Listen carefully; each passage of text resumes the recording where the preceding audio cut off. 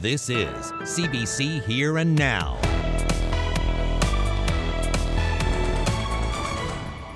Here we are a little over 36 hours following an incident, making an arrest. So I really want to commend the major case management team.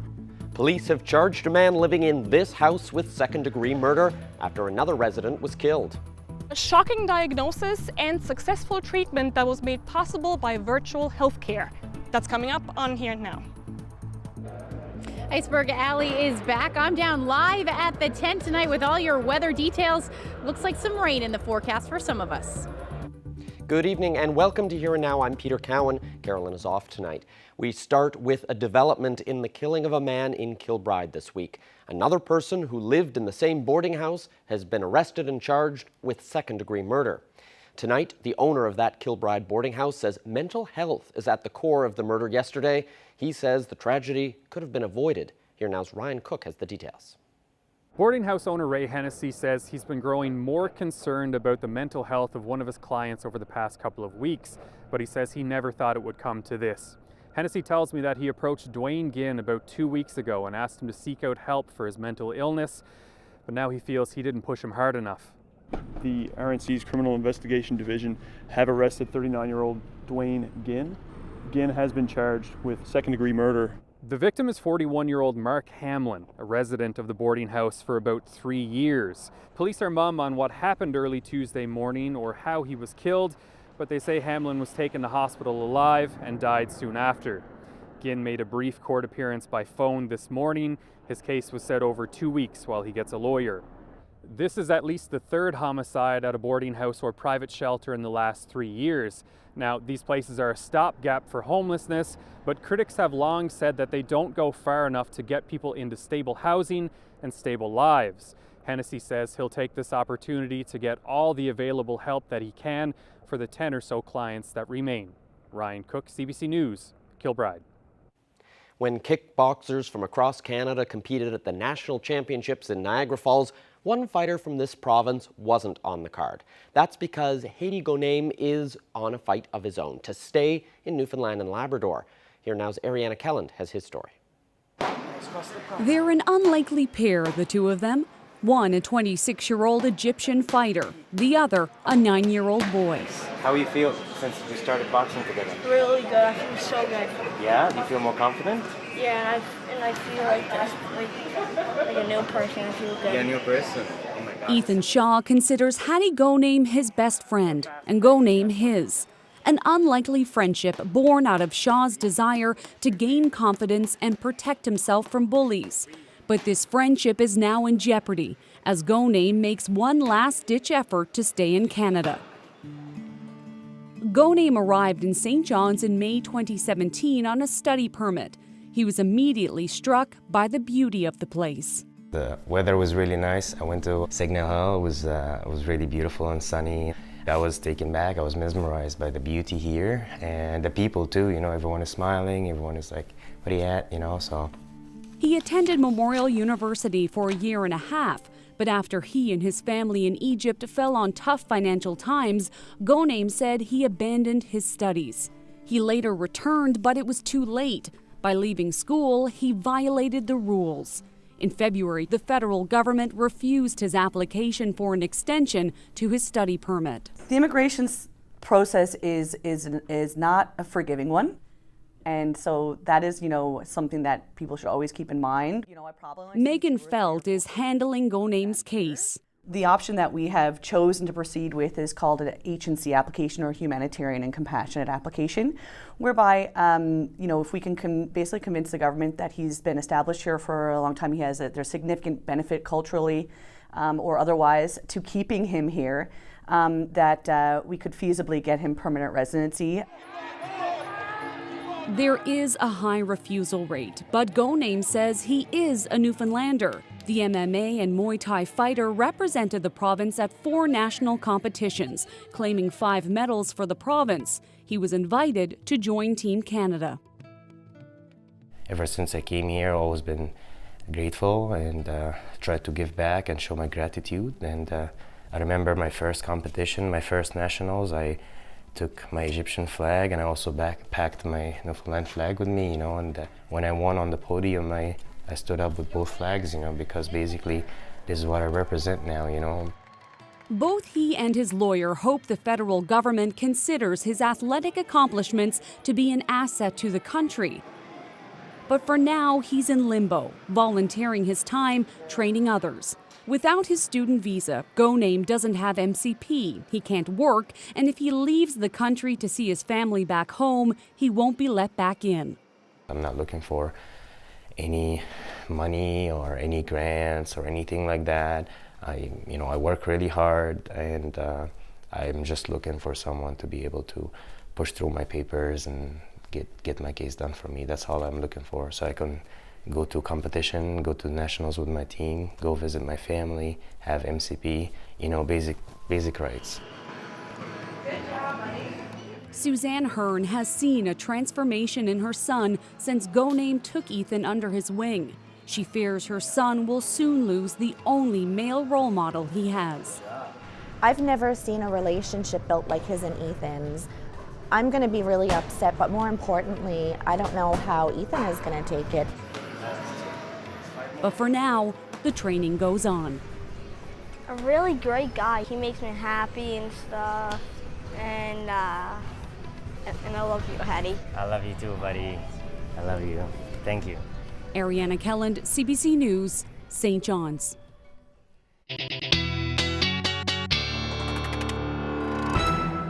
Ashley saw this good weather coming, so she got out of the studio and out in the field tonight. She's down at the Iceberg Alley tent, getting ready for the concert. Now, of course, this has a weather connection. Last year, that tent was blown away in a hurricane. Ashley, give us an idea. What's it like down there tonight? It's freezing, to be completely honest with you, in the tent right now. But we do have some absolutely gorgeous weather out there just outside of the tent. In fact, let's take a look at those daytime highs today. 20 degrees in St. John's this afternoon, but that is not all the heat we have. Take a look at those temperatures through Gander, 27 degrees, 29 in Badger, and then those temperatures up across Labrador. The hot spot right now at Happy Valley Goose Bay. But in town, you were the first official Environment Canada station to reach 30 degrees today.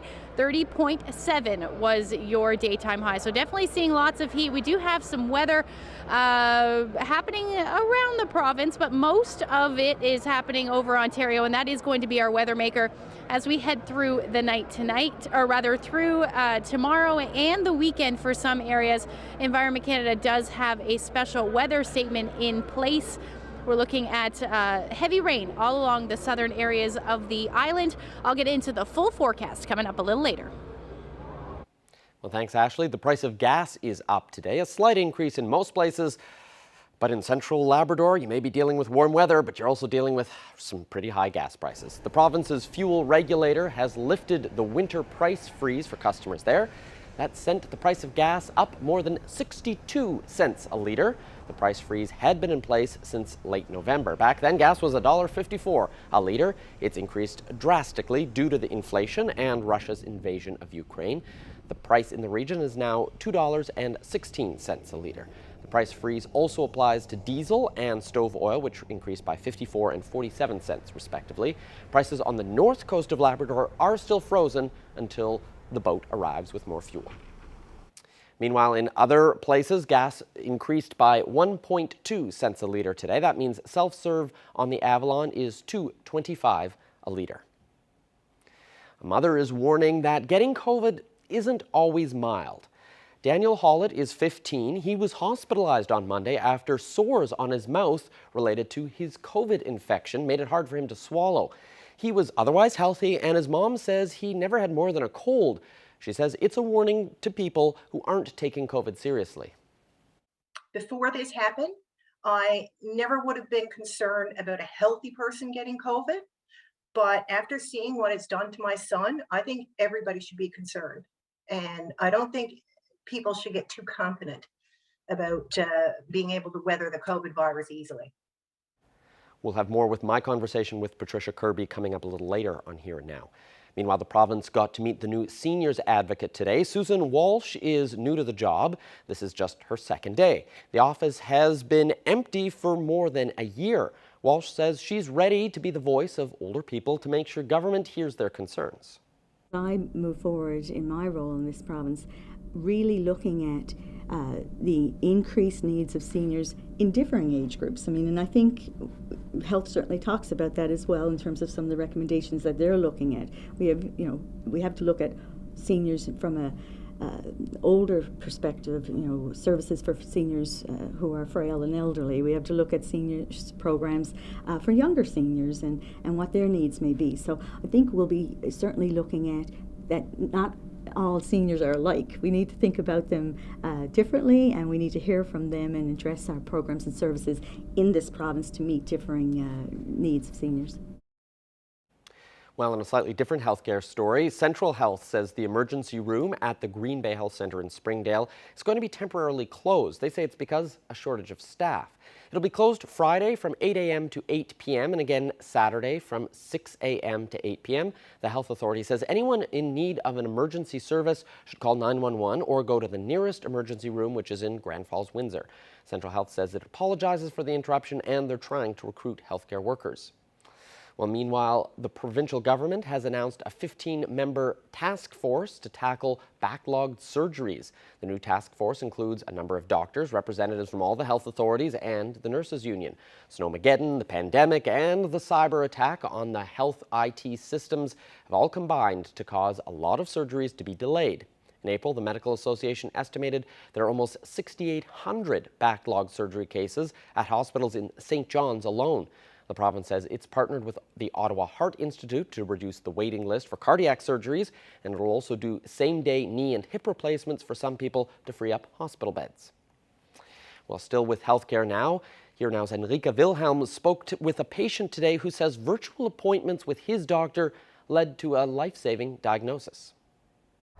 Doctor shortages and the use of virtual clinics are hot-button issues here in the province, but I'm here with someone who has a success story about the use of virtual healthcare, Dylan Harris. Dylan, thanks for joining me. You're very welcome. So tell me, when you got sick, how did it all start out? What were your symptoms and how did it start? It started as just minor headaches, really, dizziness here and there, and those symptoms just week by week were amplified. I had been to the hospital a couple of times seeking care as they got to a point where if I would bend over, I would be passing out. And that's really when I was seeking any option to figure out what these symptoms were. It was a lot of cranial pressure and a lot of dizziness. So tell me a little bit more about that journey of how exactly you got the diagnosis after and then the treatment, because I understand it was a little bit of a process. It was a definite process for sure. My wife was working with Eastern Health and knew about this avenue, which was the Medicuro app, which is a team of doctors based out of Springdale, which is basically FaceTiming a doctor. It's not a perfect science. I didn't get the immediate answer. We had tried a couple of different avenues thinking it was sinus issues. Towards the end of the summer, seasons are changing. It's a highly possible thing. So I was prescribed some steroid nasal sprays. A mild one at first, didn't really do anything, of course. Prescribed a more intense one, and within days of starting that medication, I had been hospitalized. So I attribute I believe, like that steroid enhancing everything else that was wrong because the symptoms were multiplied intensely. And I think I started this steroid Wednesday and was hospitalized Friday. Between the Wednesday and the Friday, I had a CT scan on Thursday. And Dr. Young called me that night with the news that in fact wasn't a sinus issue and that there is a mass there that we are going to schedule an MRI for the following Monday. I took the news, I guess, extremely poorly. I was just very shocked, very upset. I was on the phone with the nurse making the appointment for the MRI and just gone. I blacked out. I hit the wall, I hit the floor. No recollection of anything else other than coming to with Dominique trying to get me out of the shower. And then we were headed to the hospital. So now we heard that, a big part in this whole process was played by virtual healthcare. What did it mean that you had access to virtual healthcare and that you got the diagnosis this way? Well, it was life-changing and life-saving. You can't fix your broken arm. It's not like a step-by-step YouTube video, but certain cases, including my case, which maybe not every doctor would be able to do. I don't know, maybe I got lucky, but it was life-saving and life-altering for sure. So, and now where are you today? How are you doing and what are your next steps? Recovery took a while. It was over the course of Christmas and the less desirable months to be here. I was pretty immobile for quite some time, just trying to wrap my brain around what happened and get back on my feet again. Thank you very much for sharing your story today, Dylan. Thank you so much for meeting with me. Well, in other news, a musical co-written and starring St. John's-based singer and songwriter Alan Doyle is already making a big impression in Charlottetown. The new show debuted last night, marking the end of a 2-year hiatus for the full Charlottetown Festival. It seems the only thing more popular than Anne of Green Gables on PEI these days is Alan Doyle. Nothing's gonna stop the sun from shining. Nothing's gonna stop this beautiful day. Oh well, the weather might be wicked and the water off the run, but twice or more a month, sure we get to fill our cup. Well, Telltale Harbor is one of 4 productions this season, along with the popular Anne of Green Gables, and ticket sales have been strong. As of June 15th, we've never sold more tickets for a show than we have for Telltale Harbor. So in our 57-year history, Telltale Harbor is the #1 selling show. It's been 2 years since I've been in the business. It feels amazing coming back into theater, and I really miss this so much. It's an honor.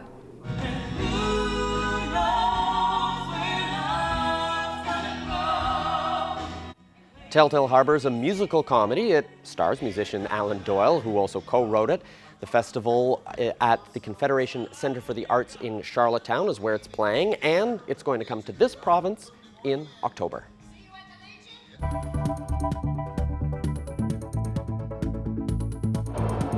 Well, the big concert tent in Pleasantville in St. John's is back after a hurricane took it down last fall. Coming up, we talked to an organizer about why the event is moving from fall to spring.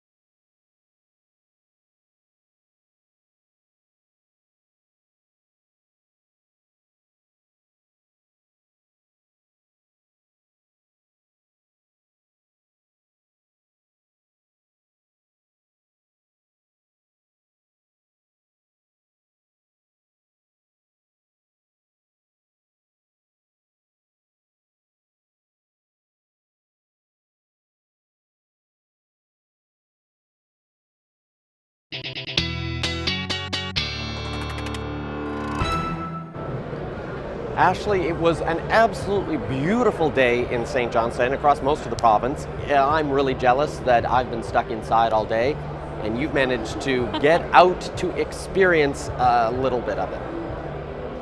Yeah, well, at least walking into the building, I got to experience a little bit of it. But temperatures out there are absolutely beautiful.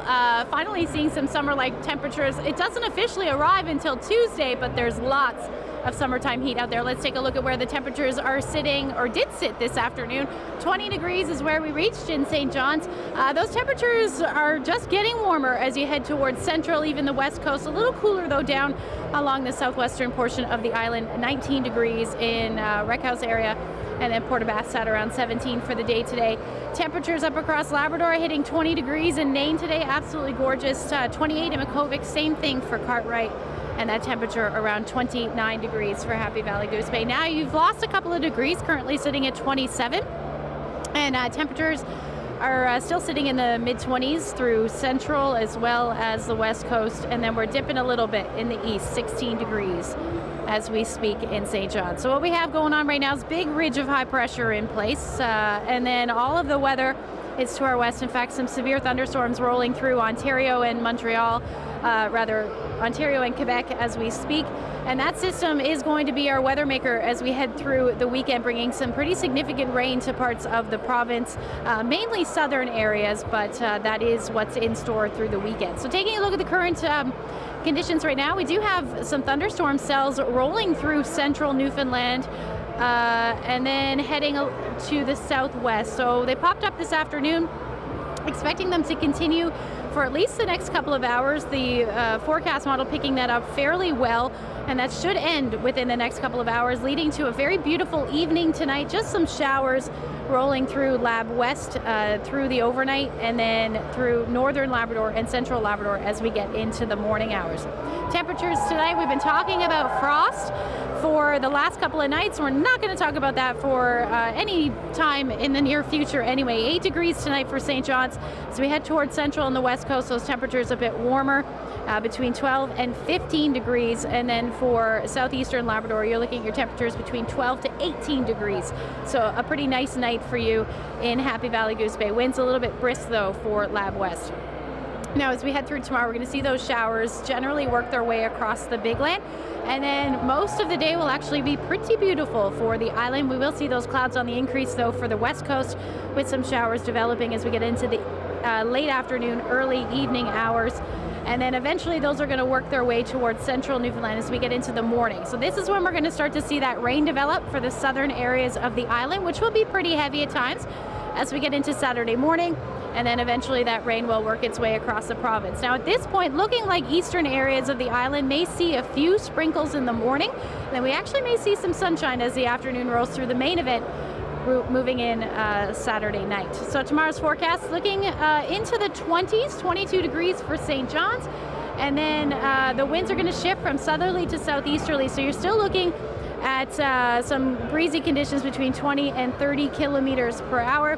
And then as we head towards Clarenville, Bonavista, still sitting around 21 degrees tomorrow. Central areas between 26 and 27 with lots of sunshine.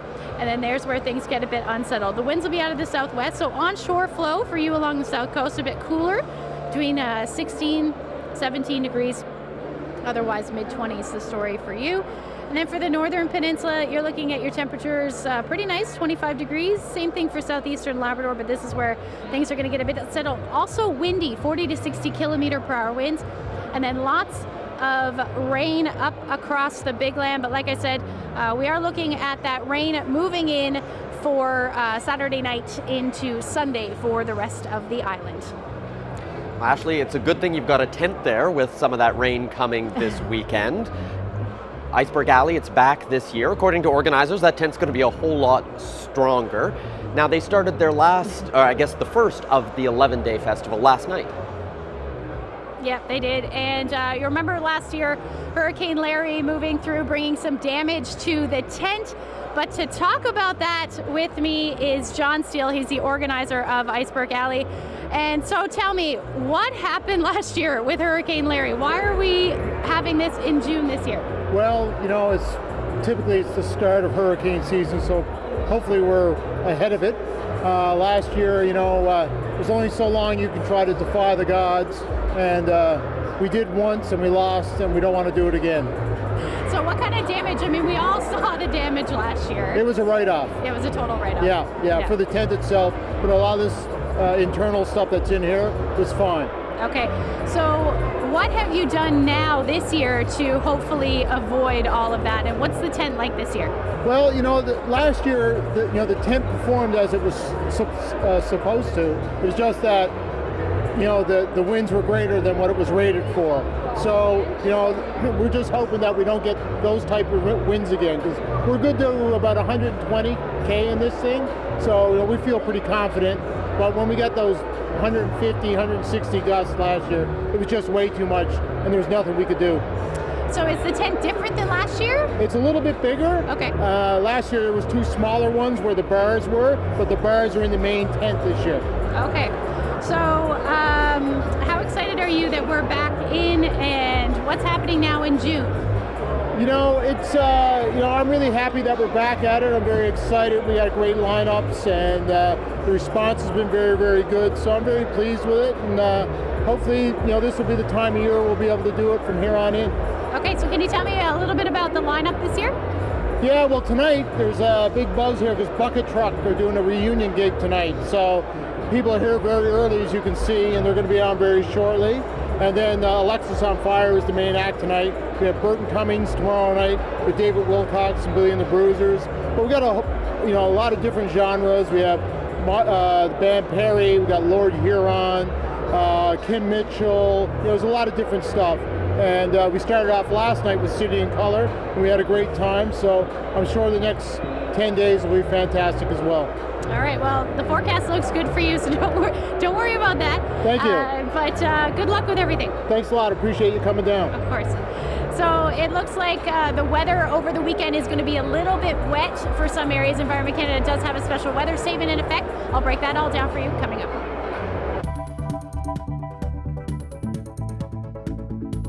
Well, tomorrow morning on CBC Radio's Newfoundland Morning, Town Council in Grand Falls, Windsor is trying to establish the game of cricket in the town. If you may remember, the town was a hotbed for the sport up until the 1950s. And on Labrador Morning, hear from a resident of Happy Valley Goose Bay who's upset with the amount of garbage being left on bike trails. That's tomorrow morning, starting at 6.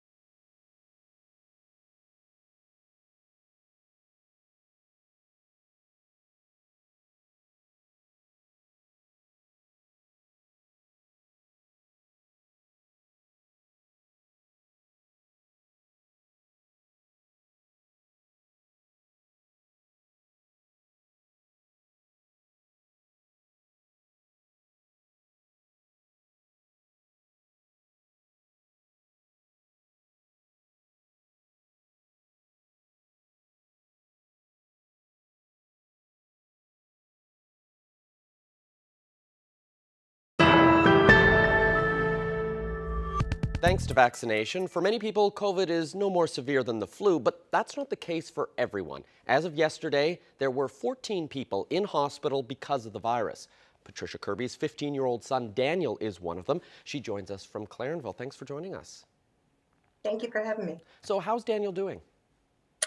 He's still pretty miserable. What happened was when he got COVID, it attacked his mouth and he ended up with ulcers all over the inside of his mouth and lips, tongue, and throat. And because his immune system was down, herpes virus attacked the ulcers. So now the inside of his mouth and throat are basically a giant cold sore. So how's he dealing with that? Daniel has autism, but he can understand better than he can communicate. The issue he's having right now is he's 15 years old. He's never had anything worse than a cold in his life. So he's used to being sick for a day or two and then waking up and feeling fine. So when he wakes up in the morning and he's still sick, it upsets him a little. So he has autism. Does that make him any more susceptible to severe COVID than any other regular 15-year-old? I don't think so, because even though he has autism, he is incredibly physically healthy. He's 15 years old. He's been on antibiotics once in his life. He's never had anything worse than a cold. So he's in hospital right now. What sort of treatment is he getting? He is getting IV antivirals and antibiotics. So what had happened on Monday, I called the ambulance because his mouth got so sore he couldn't swallow. And he was dehydrated. So they put him on antivirals, antibiotics, fluids, and pain medication. And what we're trying to do now is get him to eat something and get him to take pills instead of the IV. So what has this experience been like for you going through this? Well, our whole family caught COVID at around the same time. And Daniel was the one I was worried about the least. My husband's asthmatic. I'm a 50-year-old smoker without the best habits in the world. So I figured if anybody got COVID bad, it would either be my husband or myself. My husband was pretty sick for a few days and then he recovered. I would not have known I had COVID if the rest of the family hadn't had it. The only reason I tested was because of the rest of the family. And when Daniel got COVID, I thought, well, he's super healthy. He's going to be all right in a day or two, just like his sister. And it's 2.5 weeks in now, and we're hoping to get him out of the hospital tomorrow, but that's not a guarantee. We've heard this message that COVID isn't really more severe than the flu. We've seen around, anecdotally, people are wearing masks less when they're out and about. How has this experience changed your view or changed when you hear, people talk like that? Well, we kept wearing our masks even after the mask mandate stopped because my husband's asthmatic, Daniel's caregiver is asthmatic. We know people with chronic health conditions. Before this happened, I never would have been concerned about a healthy person getting COVID. But after seeing what it's done to my son, I think everybody should be concerned. And I don't think people should get too confident about being able to weather the COVID virus easily. Why'd you say that?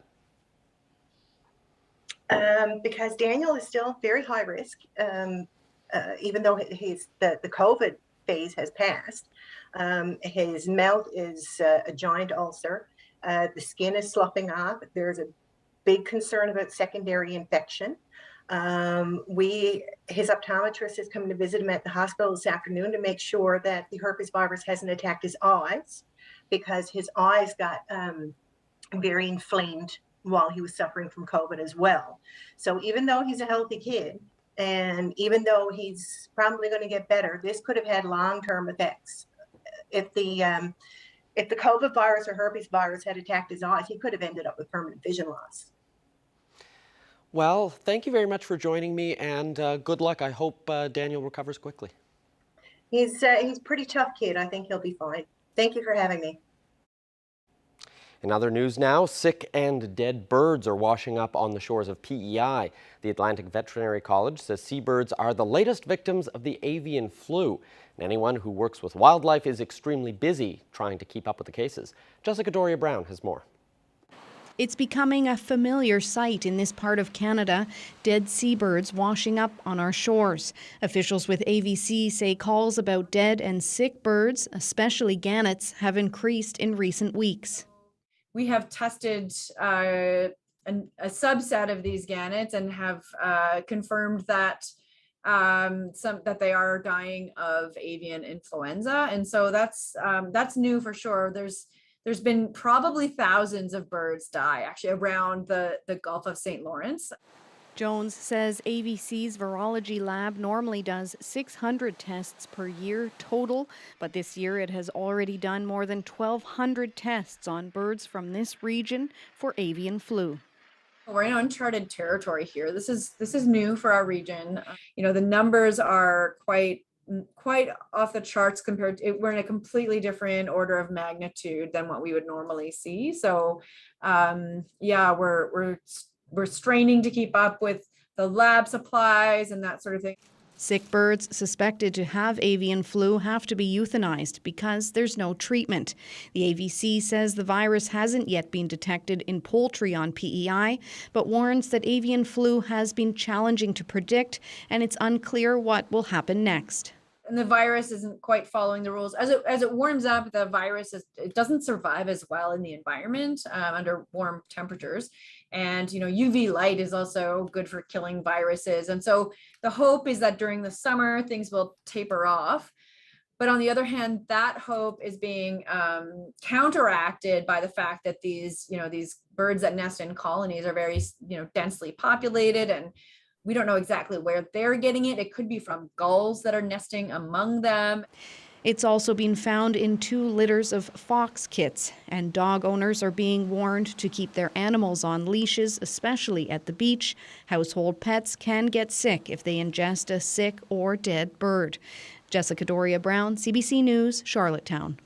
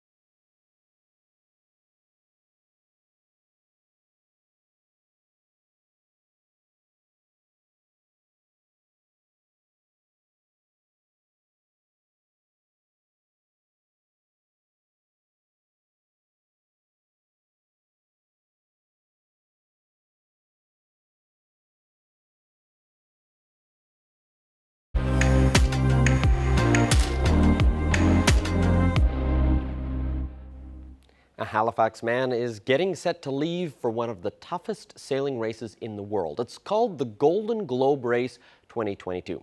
What makes it tough? Well, they can't use any technology that was made after 1968. Colleen Jones has that story. Required test jury rig. Edward Valtenovich is working on all the little details that are all so important as he preps his boat, Noah's Jest, for the trip of a lifetime. There's probably like 500 different tasks I'm trying to juggle. He plans to leave his berth at the Armadale Yacht Club on Sunday for the UK, then on to France for the start of the Golden Globe Race early September. Now, the race's slogan, Sailing Like It's 1968, means you better be an expert in a lot of things pre-technology, and at the top of that list, astronavigation. The first time I navigated by the stars, by the sun mainly, in 1984. We first met Edward last year when he finished his first solo transatlantic trip. That was his 7th transatlantic trip, and it was the one that qualified him for the Golden Globe Race. The boat is 32 years old, right? And he's going to attempt the toughest race and the longest race in the world. Like all the other racers, once the race begins, you're on your own. Around Lanzarote, there is so-called photo gate, where media can approach and from a distance take an interview. And the race committee is telling us that they will check if we visually okay to continue. Nobody can touch, nobody can supply anything. It's just the media and the safety check. His inspiration for all this, Nova Scotia's Joshua Slocum. In the late 1800s, Captain Slocum was the very first person to complete a circumnavigation of the world solo. He's read Slocum's book, Sailing Around the World, which is still in print today. He'll travel with that book too. And beside the chair where he'll sleep is a painting of Slocum's boat, Spray. Well, I'm trying to follow his footsteps. I'm not as experienced as he was. He was like a tall ship's captain who was kind of lost later on when the steamships started arriving, and he came up with this solo race around the world, and he was the first man to do it. Inside his tiny cabin is where he'll navigate.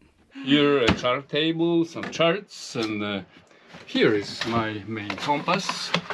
There's the chair he'll sleep in for a couple of hours every night. See my steering and everything from here, and I can nod, and I'm safe in the rough weather.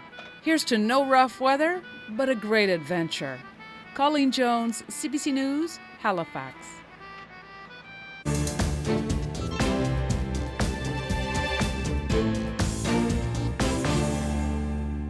Finance Minister Chrystia Freeland is defending her government's efforts to help Canadians cope with inflation.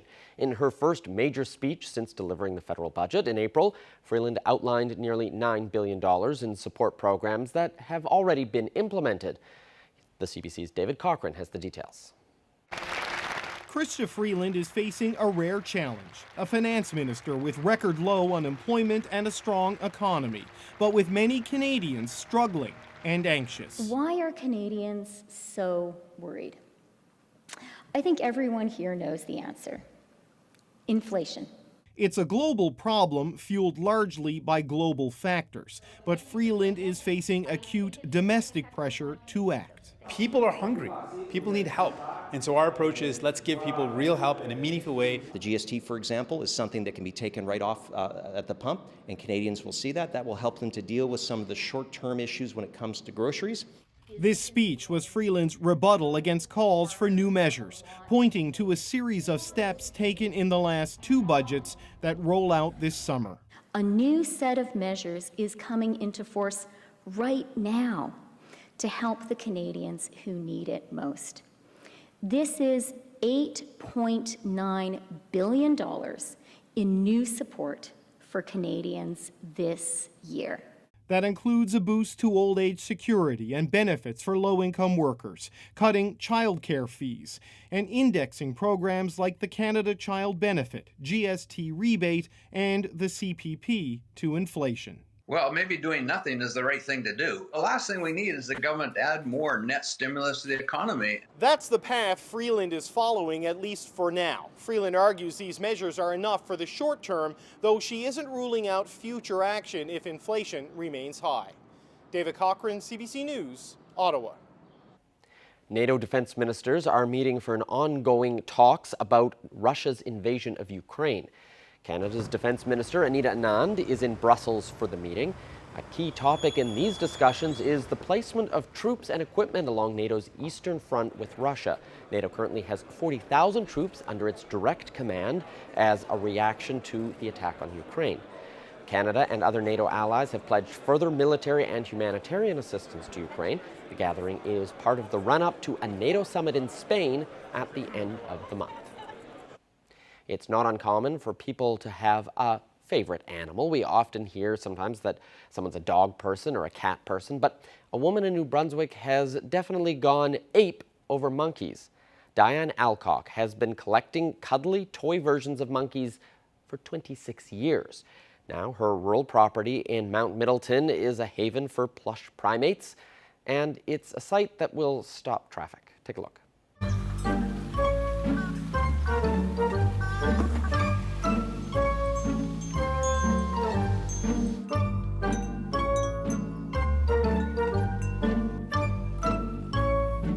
When we first started, I went to a yard sale and there was this great big monkey, so I bought it, put it up in the tree, and then the kids started bringing me monkeys, and I bought monkeys at every yard sale I could find. So that's how I got the monkey lady, and that's how it started. Well, I come home from work one day and my wife had been in a yard sale with one of the neighbors, and there was this big monkey sitting on the doorstep. And after that, she went out to yard sales and bought a few more. I just decided to collect monkeys. And all the kids thought it was pretty neat, and they said, well, gee, maybe you should get a real monkey. And then I said, well, I don't think that's a good idea. We have too many large trees. The kids, they liked it so much, they'd go to a yard sale and they'd bring the monkeys back and give them to her. People just stop, take pictures, and yell out. If we're sitting outside, they yell, awesome, it's neat, great. And the kids love it. We've got quite a few kids on the road that come up and look at the monkeys. I was surprised when we first started putting them at home here. The traffic used to speed through here, people would go through the stop sign. Now everybody drives through slow, takes pictures. So we've done one good thing, we slowed the traffic down. There was some people from Ontario that stopped the other day and they were quite amazed.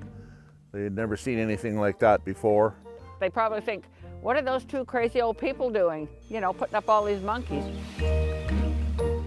I was talking to a guy the other day and he brought his kids out to see. And you know, if the kids appreciate it, we appreciate it. Well, I'm still collecting monkeys, and I'm still going to buy monkeys as long as I can see them at yard sales or at the store or whatever. I'm still collecting.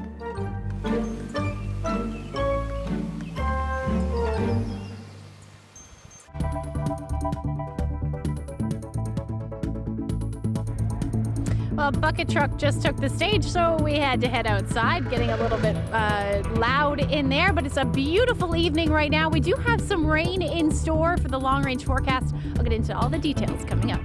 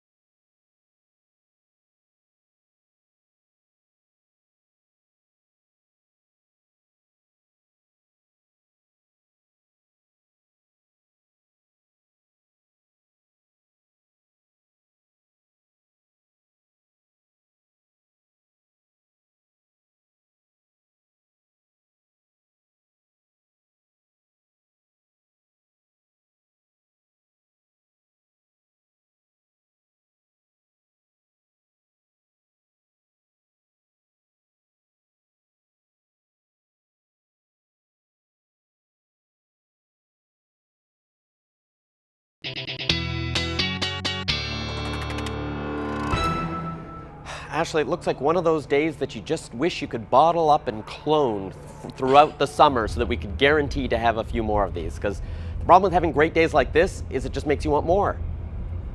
I know, it's so true, especially after the last couple of days, which have been fairly cool and gray in that onshore flow. Finally seeing those 20-degree temperatures out there definitely feels nice. But like I said a little bit earlier, summer doesn't officially arrive until Tuesday, but we do have lots of heat out there. Let's take a look at the temperatures for tomorrow. Another nice one for most areas, with those temperatures hitting around 22 degrees, it looks like, for St. John's, and the temperatures as you head towards Central, pretty similar to what you're seeing today, maybe a degree cooler, but between 25 and 26 degrees. Those winds will be out of the south for the morning, and then they'll change to southeasterlies as we head into the afternoon, around 20 to 30 kilometers per hour. Now, the west coast, you're looking at those clouds on the increase through the evening, and you're going to see, or through the afternoon, I should say, with the chance of showers moving in as well, with those winds out of the southwest between 20 to 40 kilometers per hour. Now, as we head towards the northern peninsula, temperatures between 17 and 25 degrees,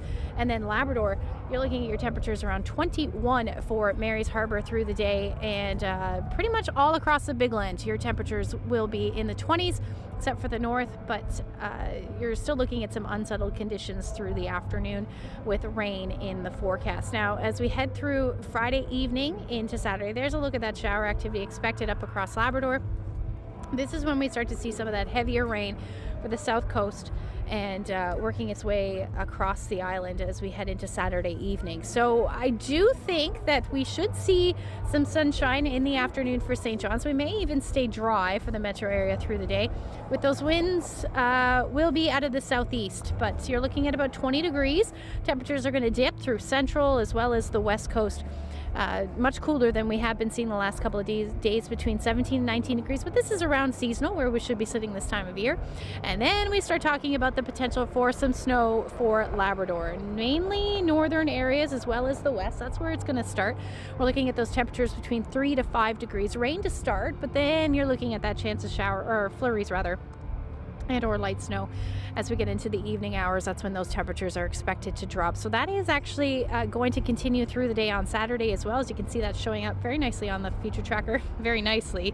It's showing up. That's not very nice news, especially after all of this warm weather. But we are going to continue to see the onshore flow for the southern areas of the island, and that will also come with some heavy rain continuing through a good chunk of Sunday. It does look like eastern Newfoundland, though, should clear out again in the afternoon. Temperatures will be still around 19 degrees for St. John's, nearing 20 degrees through central, and then teens the story for the west coast and south coast of the island. Unfortunately, Labrador, you're going to hang on to those single-digit temperatures through the day as well. So rainfall amounts that we're talking along south coast between Friday night into Saturday afternoon, we're looking at between 30 to 50 millimeters of rain. And then that is going to generally continue. I just lost my graphics. My computer just died, unfortunately. But we talk about the long-range forecast. It is looking like once we get through Sunday, we're looking at those cooler temperatures for some areas, generally into the teens, and then, or rather for eastern Newfoundland through central, you're looking at an unsettled weekend, unfortunately, with all of that rain continuing. And then for Labrador, the cool temperatures are going to continue, but as we head through the beginning of next week, especially for Lab West, those temperatures should get back up into the teens. Excellent. Well, it's good to see those temperatures coming back up again. I'm assuming that the cheers that I heard in behind your forecast there, those were people seeing the good forecast coming, and we're just embracing it. Yeah, that's exactly what's happening. It does sound like they've just bucket truck, I believe, it was just ended. So the next couple of performers should be on, and looks like a nice night for it. Yeah, well, and hopefully it's a nice night to go out and try and enjoy it. The other thing that I noticed there is your hair isn't blowing around. So we've managed to get a nice day with warm temperatures, and it's not blowing a gale. Yeah, actually, that's one thing I forgot. That's a good thing. The one thing I forgot to mention for the south coast as we head through the weekend is the winds are going to be a brisk for you. So about 80 to 100 kilometer per hour winds expected. But we'll get more into that forecast tomorrow, I guess. Well, thank you very much, Ashley, for your forecast, and thanks all of you for watching. That's it for us for Here and Now tonight. Have a great evening. Good night.